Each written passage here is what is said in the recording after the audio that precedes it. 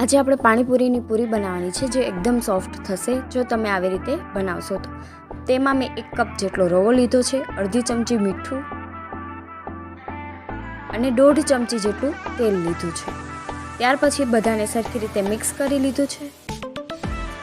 હવે તેમાં અડધી ચમચી જેટલો મેંદો નાખીશું અને થોડું પાણી નાખીને તેનો લોટ બાંધી લીધો છે।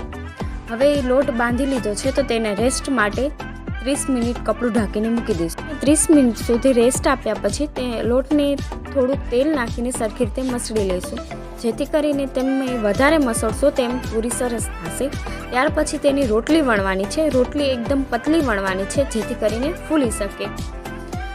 તો રોટલી વણાઈ ગઈ છે। હવે તેને 1 કપ વડે છાપ આપી દઈશું અને ફરતે લોટ કાઢી લઈશું। હવે પૂરી એક સાઈડ કરી અને તેલ ગરમ થઈ ગયું છે, ત્યાર પછી તેમાં પૂરી નાખી દીધી છે। હવે તેને સરખી રીતે હલાવી લઈશું જેથી કરીને પૂરી ફૂલે।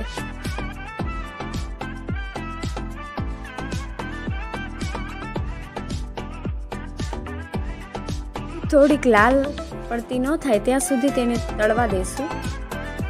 હવે પૂરી લાલ જેવી થવા લાગી છે તો હવે તેને બહાર કાઢી લઈશું।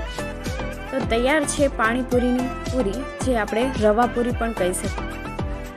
જો તમને મારી રેસીપી સરસ લાગી હોય તો શેર, સબસ્ક્રાઈબ અને કમેન્ટ જરૂર કરજો।